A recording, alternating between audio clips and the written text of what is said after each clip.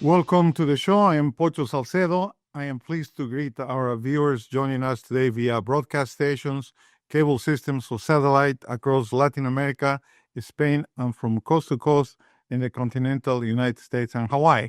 Here in New York, we are ready to decode the stories that shape our world. This is not just the news, this is the DNA of the news.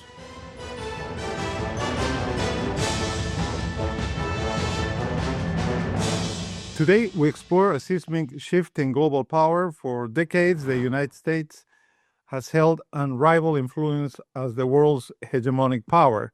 But is that era fading? Many argue we are entering a multipolar world with rising powers like China, India, Russia, and blocs such as the European Union and BRICS, challenging America's dominance.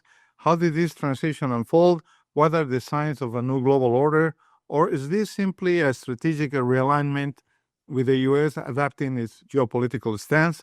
To unpack these critical questions, we're joined by a world-class expert who will give us her vision on what all this means and where we're going. Heela Rasool-Ayub, welcome to the DNA of the News. Thank you. I'm so glad to be here. Heela Rasool-Ayub is the director for the Planetary Politics Initiative at New America. She previously served over a decade as a Foreign Service Officer with the U.S. Agency for International Development, including Director for Global Engagement at the National Security Council. Previously, she was an investigator with the World Bank's Integrity Vice Presidency, examining fraud and corruption in World Bank finance projects. Rasool-Ayub has worked internationally in various countries, including Afghanistan, Ethiopia, Nepal, and Ukraine, driven by her commitment to justice through institutions. Well, thank you very much. And we will go directly to the deep side of the pool. So I will ask you, what is hegemony in the context of international relations? How is it acquired, maintained, and lost? And can a nation recover from hegemonic status once it has declined? Just give us your thoughts, please. That's no small question, but I'm glad to be here and to help respond to that. As a hegemon in the United States has enjoyed this status for at least the last 80 years, especially in the post-World War II era, during which time the United States helped set up systems of multilateralism, of economic ties, of trade ties, in which the U.S. helped set the terms, the rules of play, of rules of engagement. And it has enjoyed prosperity because it has set those terms and those rules for how the rest of the world engages with the U.S. and how the U.S. then in turn gains power through those relationships. We have seen it in the exertion of military power that the U.S. has held, especially in the last 80 years in the post-World War II era, through the relationships it has developed, the bases it has held in a number of countries around the world, through which it then exerts additional military power. It is through the economic power that the U.S. has held. Most of the world's reserve currency is against the U.S. dollar. And this has allowed the U.S. then to use its economic power, its economic might, to curtail the activities of others through sanctions and other sorts of mechanisms. And we have seen it come through in the way in which the U.S. debt has been dealt with globally. Because a lot of the world currency is held in U.S. dollars, U.S. debt in the way that it holds its own debt hasn't been as detrimental for the U.S. as it has been for other countries. And so the U.S. has enjoyed the system for the last 80 years. And I would say in the last 10, 15 years, we had slowly seen this decline. But this decline was accelerated during the first Trump administration. But, the world still, felt like the U.S. was a partner I could rely on, maybe less so. But now in this second Trump administration, a lot of other countries, former allies, partners, and others are increasingly seeing the US as an unreliable partner and are starting to seek partnerships and alliances that don't include the US. And as a result, over time, this has been reducing the US's role as a leader in the global order. So is the U.S. Hegemony waning, evolving, or it seems adapting? And how we see that happening in the real world? Well, I mean, let's be clear, the US is still very much a dominant global power. It still possesses unmatched military capabilities. It still holds the reserve currency status, and it still has vast technological infrastructure that the rest of the world uses and relies on. But what we're seeing right now is not just the US pulling back from the rest of the world, but the rest of the world starting to slowly pull back from Washington. And this is a profound reversal from the post-World War II dynamic, where the U.S. leadership was seen as indispensable. The U.S. was the world's cop, policing actions of others. But right now, what we're seeing is the decoupling, moving away from U.S. dependency and creating parallel structures. And so while we're not yet where I would say in a full multipolar moment where power is dispersed more so, we're getting there. We have China and Russia who are making plays for global power, but we're also seeing other emerging middle powers like Brazil, South Africa, India, Indonesia, and others who are starting to set their own terms for what the global agenda looks like. And so while we're not entirely in the moment of the US is no longer a hegemon, we're very quickly moving that era. And what comes out on the other side, I think, still remains to be seen.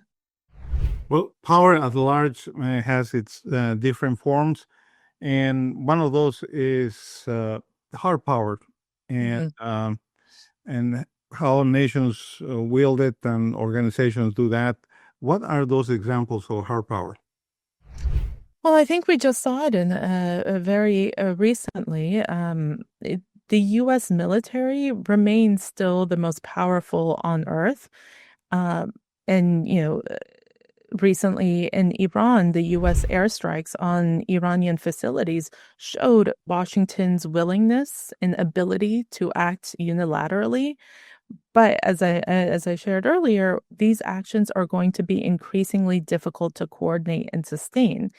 While the US still has the largest military and the most powerful military, a lot of that might is dependent on partnerships and allies across the world. But conversely, we're also seeing the weakening of that military might domestically, and that a lot of the U.S. military infrastructure is now being used to enforce this administration's immigration policies. And so this takes away from the capabilities of those same military infrastructure to exert that power globally. We also have to keep in mind that a lot of the military operations rely on logistics routes through Belgium and Germany, air bases in Japan and the Philippines, and other overflight permissions from other key allies. So if we start kind of moving away from those relationships, what does that mean for our ability to exert that hard power globally? Well, thank you. We easily can identify soft power from the U.S. point of view, American culture, genes, Hollywood, etc. How do other countries project their soft power? Can you give us some examples?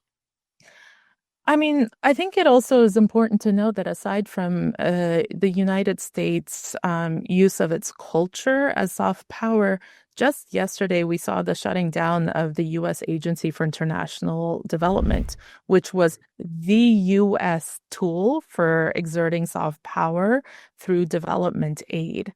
And so, this came through the form of, vaccines, food aid in a lot of developing economies.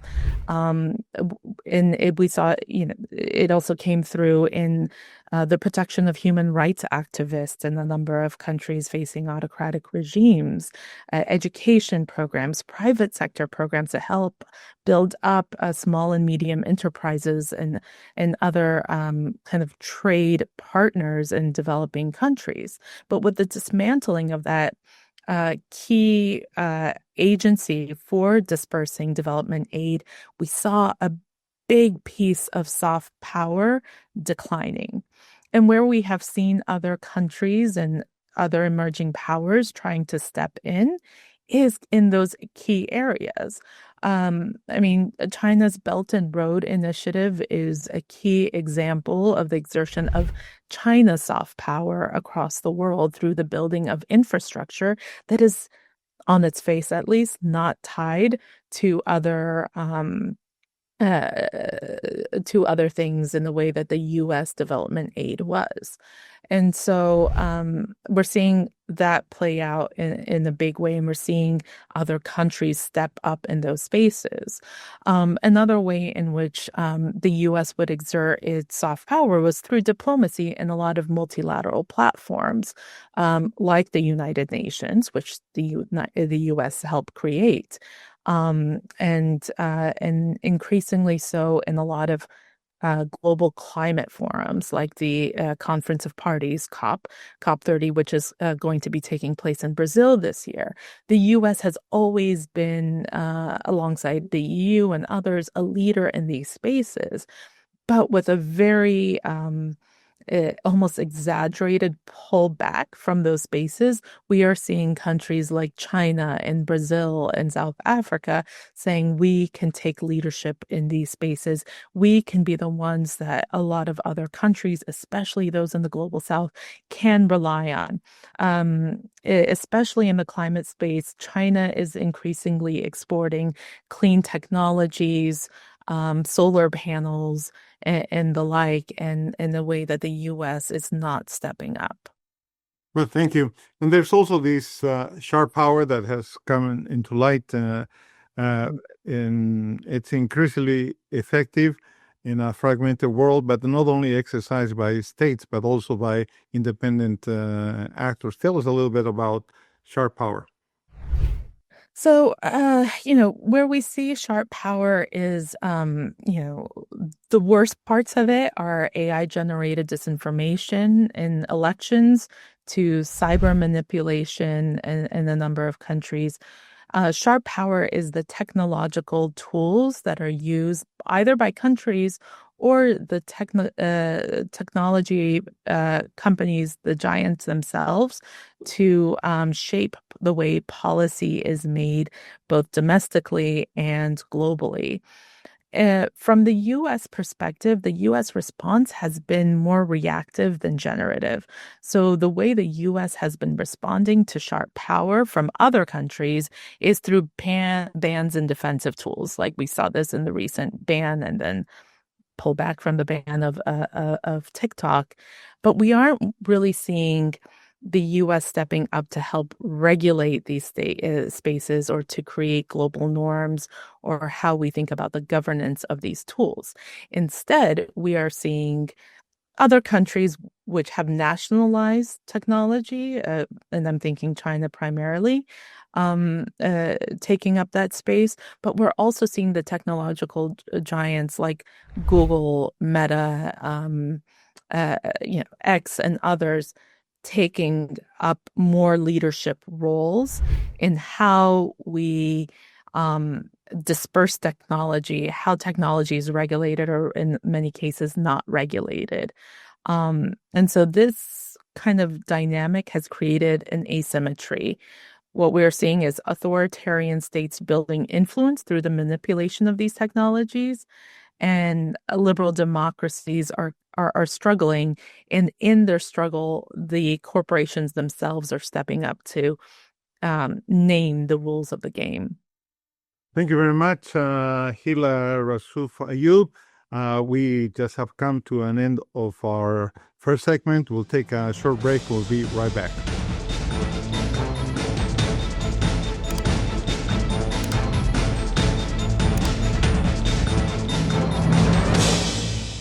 And we are back with Heela Rasool-Ayub. She's joining us from Washington, D.C. Heela, is the U.S. losing its ability to shape global rules, or is really adapting to a shared leadership model? How will institutional organizations as the G20 or the United Nations can develop a shared model, and is that to our best interest as U.S.?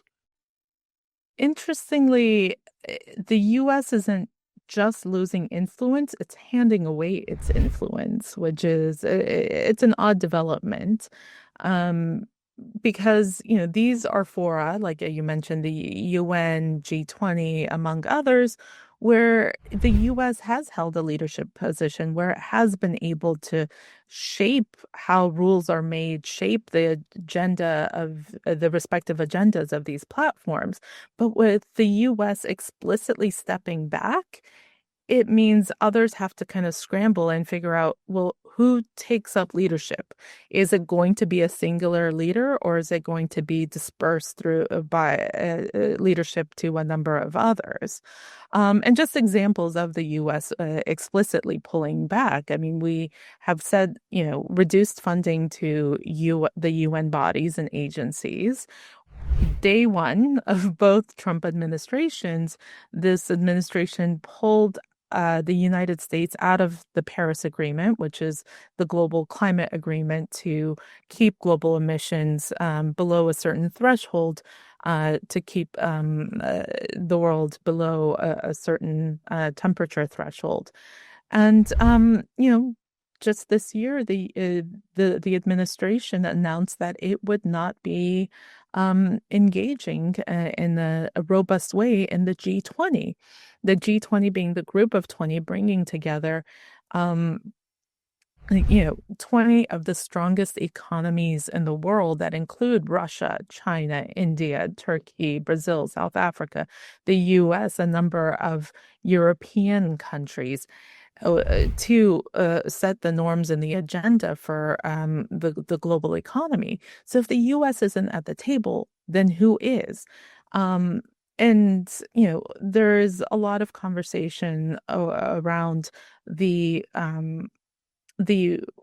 disintegration of multilateral systems, primarily the United Nations, among others, with most seeing these institutions of not being fit for purpose, not being able to meet the moment. But I would argue that this is exactly the moment where we need multilateralism in a way that we haven't needed in a very long time.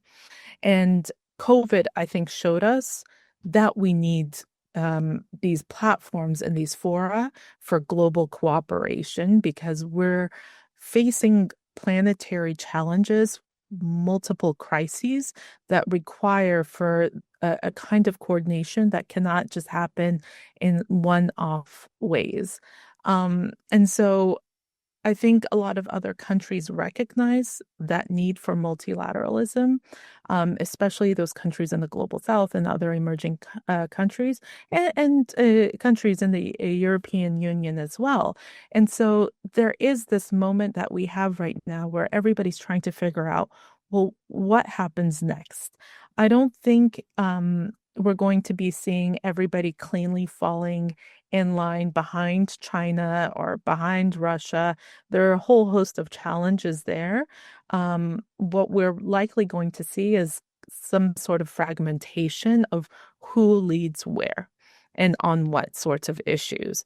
On the climate issue that I mentioned earlier, China is a huge exporter of clean technologies and the like. And so there's some sort of expectation that China will step up in that space. In some ways it has, but China will never and it has not shown any interest in showing up as a leader in the way that the United States has in the past. So what we're likely to see is a different kind of model of leadership in these different fora. I think, Brazil and South Africa and India in particular have shown a greater interest in showing leadership.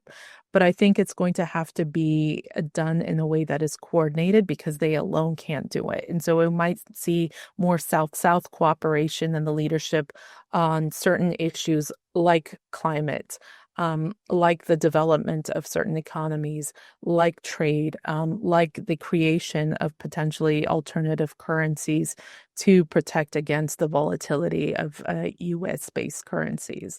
And so what I think will happen is a different model of dispersed leadership. Maybe this is multipolarity, maybe not.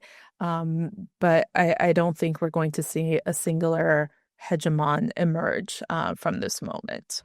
So is that a good thing? A single hegemon is essential for stability and for expeditious progress. So what is your take on that? I think it depends on who you ask, right? I think from a number of emerging economies in particular, there is a desire to pull away from that singular hegemon. We had that moment in that post-colonial moment where there was that opportunity, and it kind of fell apart with the U.S. really holding on to that title. And so I think a lot of countries are seeing this as a second opportunity or moment to kind of claim their space on the global stage, to be have more even footing in a lot of global decision making. So I think from their perspective, it's a good thing. But I think from the perspective of the US, it probably is not, which is why it's puzzling for a lot of, experts and other policymakers who have been working and thinking about this space for so long. Why are we handing over this mantle that we have held on to that has benefited us? And so it depends on what happens over the next 4 years, but I think for the US in particular, it's not going to be very helpful. I think, another potential if I may call it a loser in this scenario, is a lot of European Union countries who have benefited from their partnerships and their allyship with the US as a hegemon. So they're also kind of rethinking how they remain a player in this space without this like very strong leader who, kind of paved the way and they could follow along. Um, I think another potential, I don't know if I'd want to call them a winner or a loser necessarily, but a player that needs to step up on the global stage are localities, um, especially those in the US. So even if national governments are unwilling to step up and take leadership of certain agendas, I think it is the imperative of a lot of subnational governments, cities and states to say, we need to take action. We want to be part of the global decision making in a way that we haven't before. And so there is certainly opportunity there. What is the trend or trends that we regular citizens should be paying attention to understand what is going on? What would you recommend are those key issues that we should be focusing on? I think the most obvious are the impact of tariffs on many folks' your pocketbooks, how that affects supply chains and how we see it reflected in our grocery bills and our energy bills, how we receive energy and what kind of energy we are able to take part in. That is the most obvious impact. I think the other is maybe slightly less obvious, but you'd mentioned earlier the soft power. It isn't just, Michael Jackson being exported in the 80s and that kind of uh, giving the US more popularity among other countries, but it's also those academic and cultural ties that had been incubated for so long, and we're not going to see that. I mean, already due to our own domestic policy shifts and immigration policies, we're seeing that kind of academic research ties that have been the progenitor of so much technological innovation almost abruptly coming to an end. What that will mean down the line is still to be seen, but I think that is going to hold a lot of negative consequences for innovation and ties between citizenry around the world. You've been observing international relations and international politics for a long time. You specialize on that. What you wish you knew at the beginning of that journey as an academic, as an analyst, that you know now that would have made your career and your perspective a lot easier? Nothing is set in stone. I kind of came into this journey during Thomas Friedman's kind of flat world theory moment where the US was the hegemon and we were exerting military power across the globe. And I didn't think when I began that journey that this is the moment that we would be in. And so it still feels that everybody feels unprepared for this moment. But there also is opportunity in this moment for collective good that we need to seize upon. And so I think a lot of that will rely on partnerships outside of what we have seen as traditional alliances and partnerships. As I mentioned, maybe it is through subnational governments and maybe it is through civil society, but we really need to think of outside of the traditional parameters of alliances across the globe. Well, thank you very much for sharing your views, your experience. We hope to have you back in the show. Definitely, this is an evolving subject, and the last chapter has not been written, and we're at the beginning of the process, perhaps. I'm very happy to join you and look forward to continuing the conversation. Thank you.